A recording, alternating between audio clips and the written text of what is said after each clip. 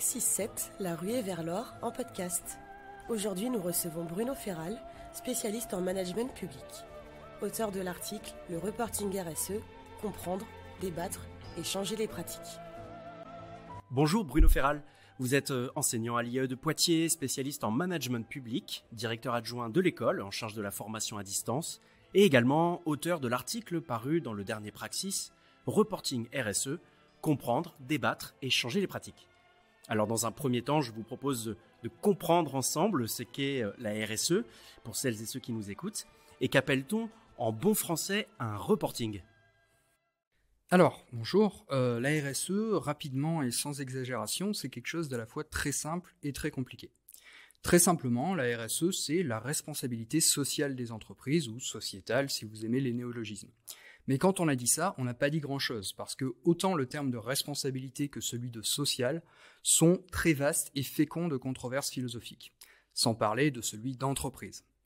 En se restreignant strictement à l'essentiel, la RSE, c'est ce qui consiste pour une organisation à assumer une responsabilité, c'est-à-dire à la fois assumer le rôle qu'elle a et répondre des conséquences de ses actes, d'une part sur des questions extra-financières relatives aux effets de ses activités sur l'environnement et la société, d'autre part vis-à-vis de publics différents de ceux envers lesquels les sociétés commerciales en particulier se sentent habituellement responsables, à savoir leurs propriétaires.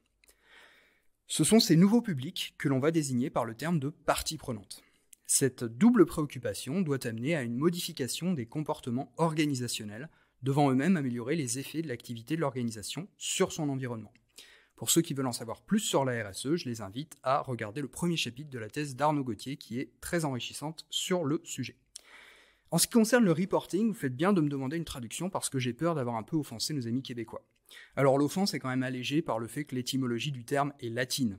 Ce sont donc les Anglais qui nous ont volé le mot rapport que je ne fais ici que récupérer au nom de la francophonie. Plus sérieusement, dans le contexte qui nous intéresse, le reporting, c'est la pratique du rendre compte. C'est la partie de tout système de contrôle qui est destiné à permettre au principal de vérifier ce qu'a fait l'agent et de rapprocher les actions de l'agent des objectifs fixés a priori.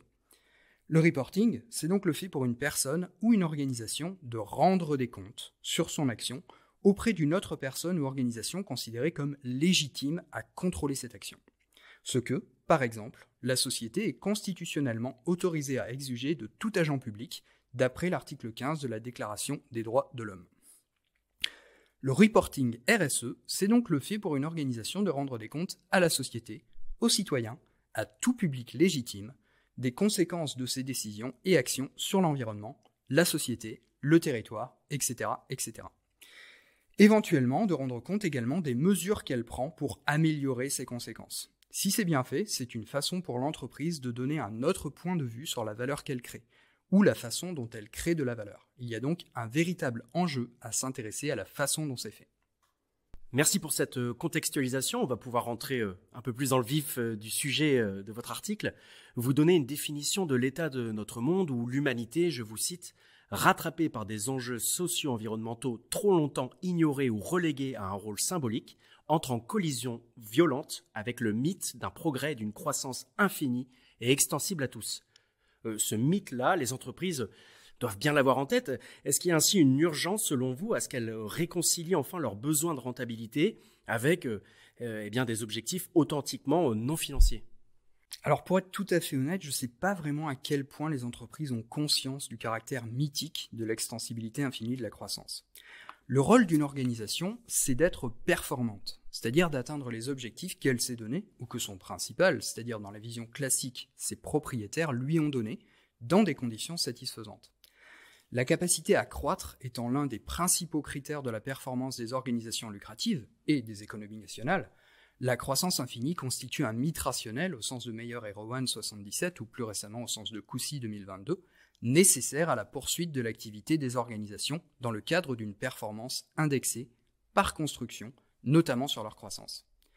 Cette rationalisation va nous conduire à perdre de vue le caractère mythique de l'une croissance infinie dans un monde fini, et il revient alors à la société, avec un grand S, de ramener les organisations à la réalité. Ce retour à la réalité peut s'effectuer de différentes manières, dont l'une est la construction d'un narratif de performance intégrant la finitude des ressources et l'impossibilité d'une croissance perpétuelle, par l'intégration de critères de performance non financiers, permettant d'objectiver la capacité des organisations à préserver, dans le déploiement de leur activité, des ressources environnementales et sociales épuisables qui n'ont pas à être reléguées derrière un impératif de croissance économique insoutenable sur le long terme. Vous évoquez aussi l'importance de s'inspirer des organisations publiques et de l'ESS, l'économie sociale et solidaire, qui, on le voit, intègrent aujourd'hui pleinement des objectifs authentiquement non financiers. Est-ce que vous voyez des obstacles majeurs à ce que les organisations privées puissent accepter plus largement ces logiques extra-financières dans leur bilan, dans leur rapport d'activité justement ? Bon, des obstacles de ce type, j'en vois principalement deux. Le premier, c'est le talent des économistes et des managers, qui nous a permis d'atteindre un raffinement technique et théorique considérable dans la mesure des outputs et outcomes de l'activité organisationnelle et sociale.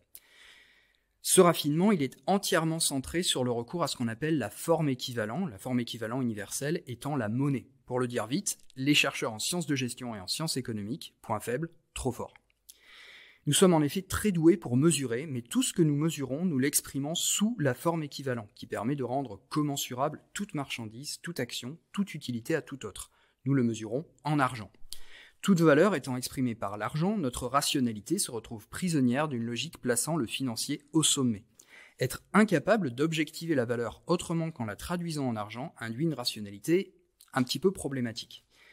Ainsi, si l'on estime l'exposition de travailleurs à des substances cancérogènes à 10 millions d'euros, toute décision qui permettrait de dégager un profit marginal supérieur à cela en les exposant à ces substances serait économiquement rationnelle. Le second point faible est le discrédit très fort dont font l'objet les organisations publiques et de l'ESS sur le plan de l'efficacité, de la rigueur budgétaire, etc. En effet, le discours public tend depuis bien longtemps à considérer ces organisations comme inefficaces, voire incapables de gérer leurs ressources. Il apparaît alors nécessaire qu'elles s'inspirent des organisations privées lucratives, qui sont elles considérées comme plus efficaces. Cette perception est notamment liée au fait que, contrairement à L'Oréal, le ministère de la Santé ou de l'Éducation nationale ne dispose pas d'un chiffre d'affaires ni d'un résultat qui leur permettent d'exprimer d'une façon concise et objective, avec de très gros guillemets, la valeur qu'ils ont créée par leur activité. Cette myopie sur la capacité des organisations publiques et de l'ESS à générer une forme de valeur spécifique, mal capturable par les instruments des économistes et des chercheurs en gestion, tend à nous éloigner collectivement de la capacité à convaincre les organisations privées de s'inspirer des modalités d'action du public et de l'ESS d'une façon autre que superficielle. Je me permets de vous lire à nouveau. Pour favoriser cette transformation, il est nécessaire que nous, enseignants-chercheurs et étudiants en sciences de gestion, nous emparions du débat public sur ces questions. Alors, quel rôle pouvez-vous jouer dans cette évolution ? Est-ce qu'on parle de conseil, d'aide à la décision ou plutôt un relais médiatique dans le débat public ? Bon, je pense qu'on a pas mal de boulot devant nous sur ce plan. On a un boulot théorique et pratique. On a un boulot, d'une part, théorique dans notre dimension de chercheur, on a un boulot pédagogique et politique dans notre dimension d'enseignant. Notre boulot théorique, c'est de réussir à trouver des moyens de sortir de cette ornière de la forme équivalent unique qui dévore toute capacité de mesure non financière. Notre boulot technique, c'est de développer des instruments qui peuvent opérationnaliser la mesure d'autres formes de valeur, qui permettent de capturer le bien que produisent les organisations publiques et de l'ESS et de le valoriser dans tous les sens du terme. Notre boulot pédagogique, c'est d'alerter nos étudiants sur le fait que si on persiste à se complaire dans notre raffinement technique qui omet les dimensions extra-financières pour autre chose que du greenwashing, on va dans le mur et on ne donne qu'une vision extrêmement tronquée de la performance organisationnelle. Notre boulot politique, c'est de militer pour la responsabilisation des futurs managers que nous formons et des organisations qu'ils vont intégrer pour qu'ils comprennent qu'on n'en est plus au niveau de la myopie stratégique. On est dans de l'aveuglement pur et simple. Notre maison ne brûle plus, elle a déjà brûlé, il faut arrêter de se raconter des histoires de croissance verte et regarder la réalité en face. On n'a plus de maison, la nuit tombe, et il va falloir agir assez radicalement si on veut s'en sortir.